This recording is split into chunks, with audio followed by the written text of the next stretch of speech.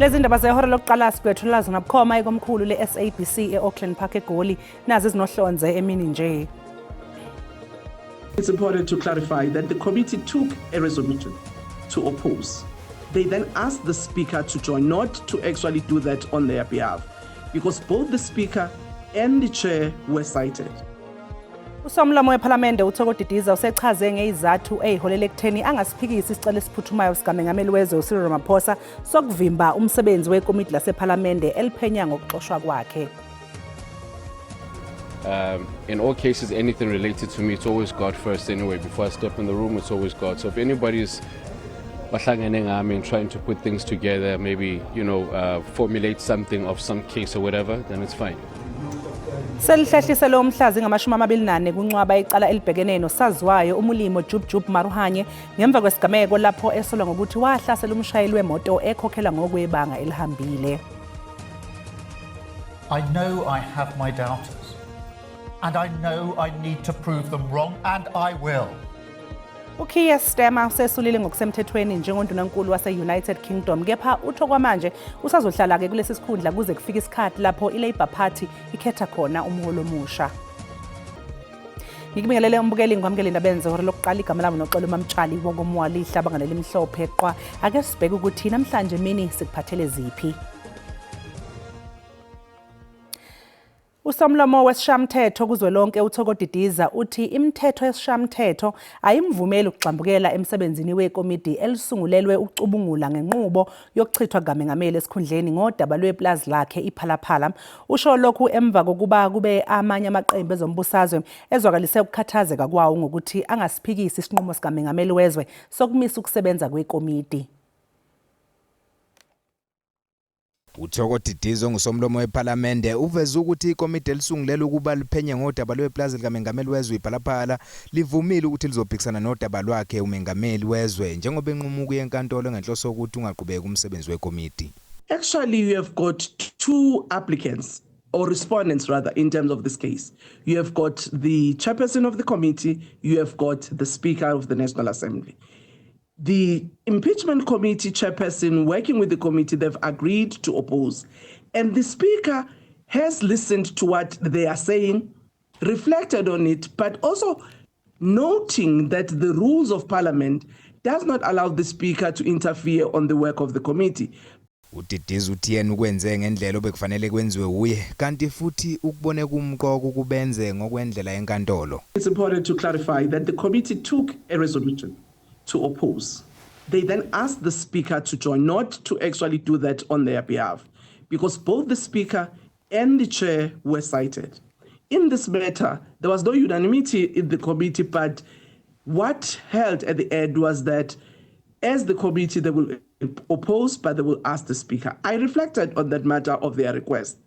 And looking at my own situation and having done what I needed to do emanating from the court, I felt it was important to abide and be guided by the court, having given them an explanatory affidavit of what Parliament has done in ensuring that the court's judgment, particularly the Concord judgment on the Section 89 report, is carried out. Kulindeleke ukuba silalele ngoNtulukazi isicelo sikaMengameli wezwe esiphikisana nokuqhubeka komsebenzi walo leli komiti. Undunankulu wesifundazwe iKwaZulu Natal uhambele eMgungundlovu namhlanje njengoba isimo esithinta abokufika abadabukako laseMalawi siqhubeka nokushuba ngemva kwesigameko sokubulawa komuntu waseMalawi obeneminyaka ama-29 endaweni eyimjondolo iJika Joe. Ukuzwa kabanzi ngalolu daba ake sixhumane nentatheli i-SABC uMlondi Radebe. Mlondi, asikwamukele ezindabeni zasemini, sibonge ngesikhathi sakho. Sicela nje ukuthi usichazele ngokuthi sinjani isimo lapho.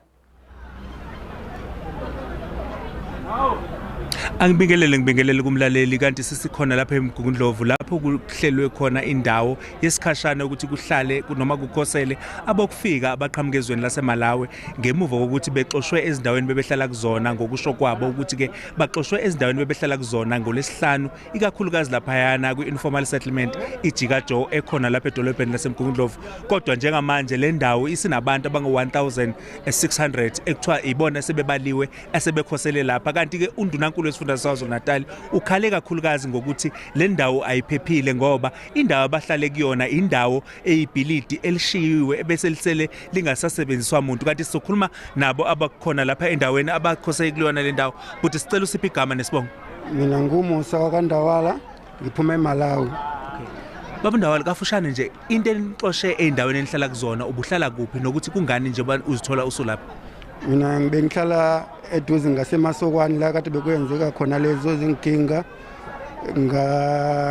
ngolesihlanu kwaba imashi la eThaweni kwafika laba bamasha nimashi then kwathiwa ukuthi kukhulunywa bafaka le memorandum labo kwafika umunye umama wathi khona abantu bakufika babulele umuntu wale ekhaya waseSouth Africa manje kwatholakala ukuthi bonke abantu beqeda lento yabo bathi sizoya khona ke kuyobona le ndawo leyo kodwa lento kade beyisho mama yona ibengekho futhi akwenzekanga kanjalo ke futhi bafika lapha bebeshaya kusani babulala abantu bawu6 baseMalawi nabanye futhi asibabone abatholakala ukuthi balaphi kwamanje asazi ukuthi balaphi bashonepi kodwa kwamanje abantu sazi ukuthi bashonile bawu6.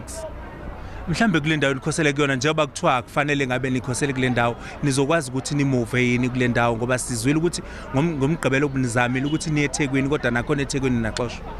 Ya bazama kanjalo kodwa ngeke asazi ukuthi la bakhuluma khona bakhuluma kuthini ngoba thina sihlele nje asibone phambili sihlele nje ukuthi indawo nje ingcolile indawo ingekho right awekho ngisho ama toilet ungcolile nje indawo ingcolile ayikho right indawo lesihlele kuyona. Ngabe khona mhlawumbe into eshoyo ukuthi nizohamba kanjani kuye emakhaya? Asazi lutho silinde bona laba abantu basilungisela kuhamba kodwa asazi ukuthi sihamba kanjani ke noma isihamba nini asazi sihlele nje lekhaya singazi ukuthi sihamba nini ke. Siyabonga kakhulu basikasa. Enoxolo ubeka ngokusobala ukuthi ke inkinga ebebhekene nayo ukuthi ke abazi ukuthi usizo bazolithola yini kanti njengamanje khona lapha endaweni kukhona abezempilo esifundazweni saKwaZulu-Natal ukuzama ukulekelela ikakhulukazi labo nje basazi ukuthi kukhona omama kanye nezingane ezincane ezisukela mhlambe laphana kwenenyanga eyodwa kuya phezulu kanti ke abezempilo kanye nayo igift of the givers isifikile lapha endaweni ukuzama ukuthi ke ilekelele ngokuthi ke inikeze labo abadingayo ikakhulukazi izinto ezifana nokudla ezingane ezincane ukuze zikwazi ukuthi zithole ukudla njengoba indawo kwaziwa kabanzi ukuthi ke le ndawo nje bakushiya ukuthi ayiphephile futhi ayinawo ama toilet ayinawo amanzi akuyona indawo engakwazi ukuthi ihlale abantu ikakhulukazi abaningi kanje njengoba sesizwile ukuthi ke izibalo zingaphezulu ka1600 asibuyisele izintambo ngakwe studio. Sibonga kakhulu umbukelo bekuwumlondi Hadebe ubesibikela esemgungundlovu. Kusenjalo ungqongqoshe wezasekhaya uDokotela uLeon Schreiber uhambele ehholo laseSherwood eThekwini nokuyilapho kuqhubeka uhlelo lokuthuthwa kweinkulungwane zabantu baseMalawi ngamabhasi. USchreiber uthi sekuthuthwe abantu abayinkulungwane eziyikhombisa. I think firstly, just to give an update perhaps on some of the statistics that you've cited, we're just reconciling yesterday's numbers, but we're probably sitting around 7,000 that have now been successfully moved out of this facility back to mostly Malawi. And we've now got 54 buses in total that have actually been part of that operation. So that's what's already been done, and we estimate about another 8,000 individuals that are currently being verified and going through the process. So this is a massive logistical operation, I think is really the first important point to make. And, you know, as you mentioned, it started at Sherwood, which was not an ideal location.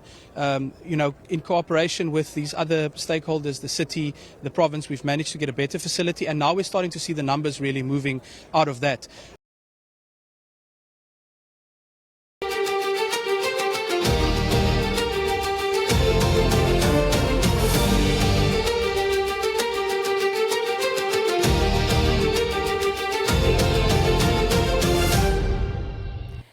Isikhulu esiphezulu senkampani iMedicare 24 uMichael van Wyk obekulindeleke ethula ubufakazi bakhe phambi kwesithangami sekhomishana kaMadlanga namhlanje ushintshe ngemzuzu yokugcina ekhala ngokuxinwa ukugula.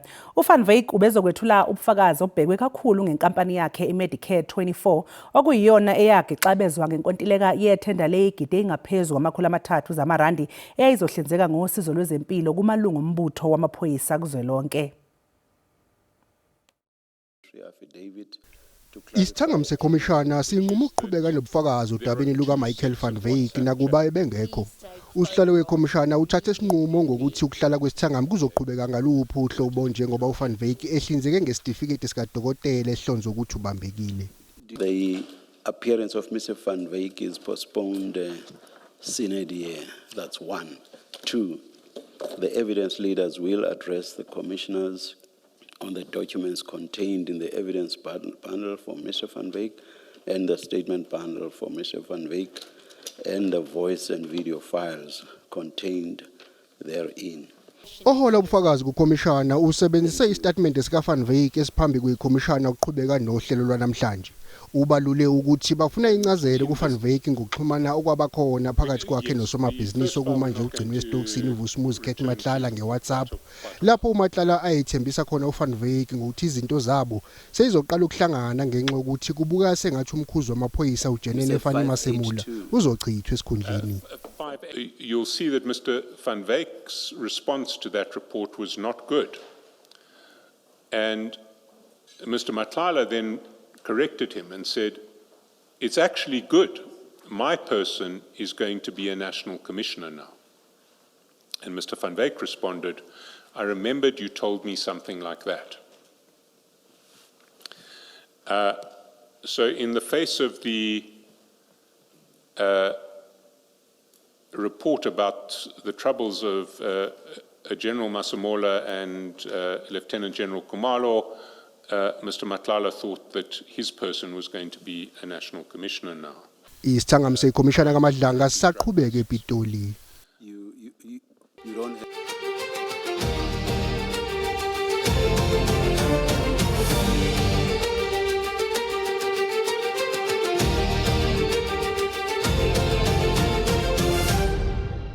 uBrown Mokgotsi uphindele enkantolo yemantshi yaseGoli eyofaka isicelo sebhayili sesibili njengoba ethi unemininingwane emisha. uMokgotsi ubhekene namacala afaka phakathi ukutholakala nesibhamu esingekho emthethweni nokuphazamisa ukusebenza kwengalo yomthetho. Ake silicoshe bukhoma ke umbukeli leli cala.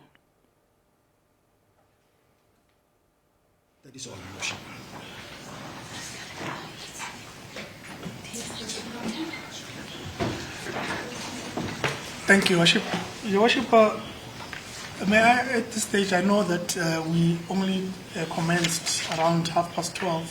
Perhaps ask for a short adjournment. We just want to revisit what has been indicated by the state in their opposition to this bail application. I believe 15 minutes will be sufficient. I'm not sure if that will be suitable to the court, Your Worship.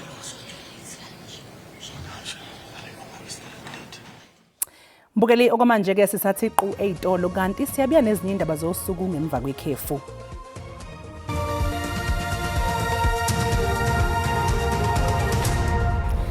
Siphinde sikubingelele mbukeli sikwamukele mangabe usanda kungena sikukhumbuza ukuthi lezi indaba ziyatholakala ku YouTube na ku SABC Plus. Ungena nje kuzo uyicinge ngamagama athi SABC izindaba na kanjani uzoyithola ngomnjalo bazo. Undunankulu wase-United Kingdom uKeir Starmer umemezele ukuthi uzokwesula esikhundleni kulandela ukwenyuka kwencindezi evela eqenjini lakhe elibusayo. Imeya yaseManchester uAndrew Murnham ibonakala kuyiyona ezothatha lesi sikhundla ngemva kokunqoba ngamalengiso ukhetho olukhethekile enyakatho ntshonalanga ne-UK wakwazi-ke ukubuyela ePhalamende. uKeir Starmer wangena ePhalamende ngo-2019 wabe sehola iqembu leLabour Party ngesikhathi esinzima kakhulu emlandweni walo. Ngo-2020 wakhethwa njengomholi weqembu kulandela ukwesula kaJeremy Corbyn ngemuva kokwehlula kweLabour Party okhethweni likazwelonke ngo-2019. It is the honour and the privilege of my life to be elected as leader of the Labour Party. Ngemuva kweminyaka emine umzamo wokwakha kabusha iqembu wathela izithelo ngemuva kokuthi iLabour Party inqobe ukhetho. What an amazing reception. We did it. You campaigned for it, you fought for it, you voted for it, and now it has arrived. Njengondunankulu uStarmer ubegxile eqiniseni ubudlelwane base-UK namanye amazwe. Yize kunjalo kepha ubebhekene nezingqinamba kanye noqhekeko olukhulayo eqenjini lakhe. I know that people are frustrated by the state of Britain. frustrated by politics, and some people frustrated with me. I know I have my doubters, and I know I need to prove them wrong, and I will. Ngeshwa ngeke asalithola leli thuba njengoba esememezele ukuthi uzokwesula esikhundleni. Umculi nophinde abe ngumethuliwe inhlelo ku television uMulimo Maruhanye nowaziwa ngelika Jubjub uvele kafushane namhlanje enkantolo eMantshi yaseJimmiston ngecala lokuqhumisa isibhamu esidlangalaleni. uMaruhanye waboshwa ngenyanga edlule wabeke esetetelwa ngebhail ye5,000 zamarandi. Inkantolo ilihlehlisele umhlazi ngama24 kuNcwaba icala ukuze kuphenywe kabanzi. Ummeli kaMulimo Maruhanye Advocate Henry Motsime utshele abezindaba ngaphandle kwenkantolo eMantshi eJimmiston ukuthi ukubamangazile ukwengezwa kwecala lokuthi uThumbe athandana naye phezulu lecala athweselwe lokuqhumisa isibhamu nalo kuyicala elingenasisindo ngoba kutholakala ngasibhamu endlini kaJubjub. Indeed, I can confirm that he will be appearing on the 24th of August on the charges that have now been reduced.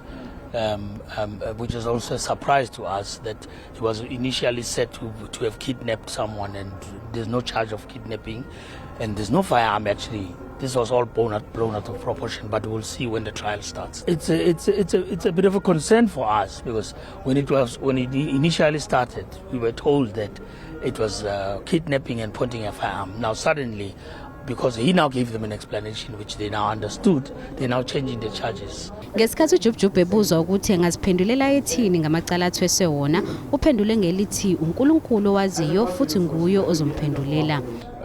I'm just shocked at the allegations that have come saying that I kidnapped my girlfriend dating an Uber driver. In all cases, anything related to me, it's always God first anyway. Before I step in the room, it's always God. So if anybody's and trying to put things together, maybe, formulate something of some case or whatever, then it's fine.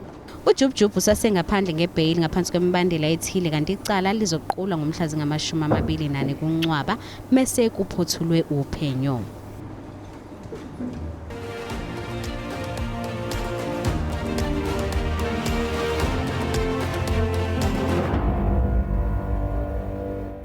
Amaphoyisa e-Eastern Cape aqhubeka nophenyo ngokubulawa kwekhansela le-ANC uSicelo Mleve. UMleve udutshulwe ngemuva nje komhlangano ehhovisi lewadi yakhe eZwide eGqeberha ngempela sonto. Oludubulo lungena lusini lushiya uluntu lwalo masipala ombhaxa luthukile. Amapolisa athi abahanelwa ababini angene eofisini kaCeba bephethe imipu bathatha iminxeba yabo bebehlela inhlanganiso ze omnye wabo wadubula uMleve. Yeyona nto thina esizimisele kuyo ukubana lena icase sisombulule ngokukhawuleza. uMleve ebenguceba weWard 27 eGqeberha elilunga lombutho we-ANC kwaye ebekwalilunga lekomiti ephetheyo ye-ANC kwingingqi iNelson Mandela region. Ngumuntu obezinikele kangaka ebantwini olwela amalungelo abantu okhule phakathi kwethu ezingca ngokuzassociate nokululeko yabantu nejustice nokuba abantu mabahlale kwimpilo equal. Amaqela aphikisayo nawo adlulise amazwi ovelwano.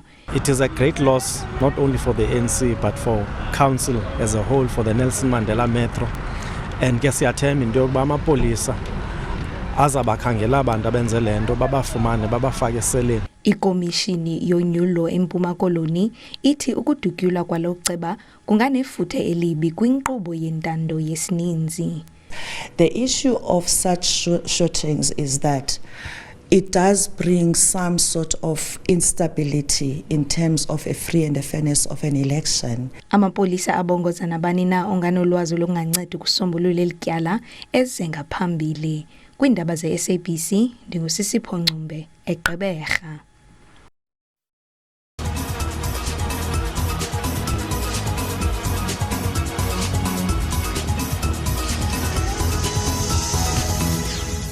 Usihlalo wenhlangano yeintatheli zebhola likanobhutshuzwayo kuleli iSAFJA uvelile Mnyandu uzokalise ukukhathazeka ngendlela eziphethwe ngayo izintatheli zakuleli emqhudelaneni wendebe yomhlaba. uMnyandu uthi kuba kancane ukuthi bethole ithuba lokukhuluma nabadlali kanye nethimba labaqeqeshi. Intatheli zakuleli zebhola likanobhutshuzwayo sekukade izama ukuthola indaba emqhudelwaneni wendebe yomhlaba. Abeindaba bafinyelela kuphela eqenjini lesizwe osukwini olwandulelo lomdlalo nangosuku lomdlalo nasemva komdlalo lapho umqeqeshi asuke ebambe khona isithangami.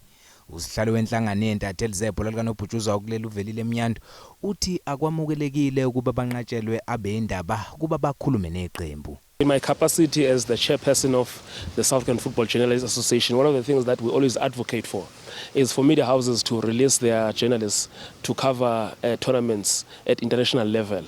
And we know that the costs have been astronomical to cover this tournament. Umnyando uthi inkampani zabeindaba zisebenzisa imali eningi ukujuba intatheli ukuba zibe ingxenye yemicimbi efuze lona wendebe yomhlaba ukuba ingaphathwa ngendlela eziphathwa ngayo. We don't know. We've never really received exact explanation on why this is happening. But as I say, that with other camps, it is different. Mazola Mlifo intatheli ye-SABC ube intatheli yokuqala yakuleli kuba ifike emqhudelwaneni wendebe yomhlaba eMexico kanti sekuphela amasonto ambalwa engeneme. It's been a little bit strange. I mean, although I'll say I'm not 100% surprised. I mean, we encountered similar situations at the Africa Cup of Nations where we didn't quite get access to the team.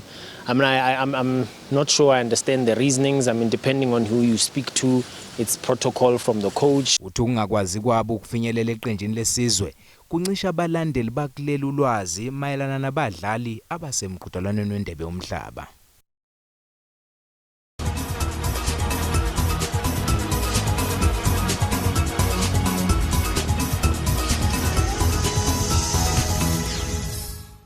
Mbukeli thatha iqwetolo kanti uma ngabe sibuya sobe ke sesikuphathela umhlahlo wesimo sezulu wena nje ungayindawo.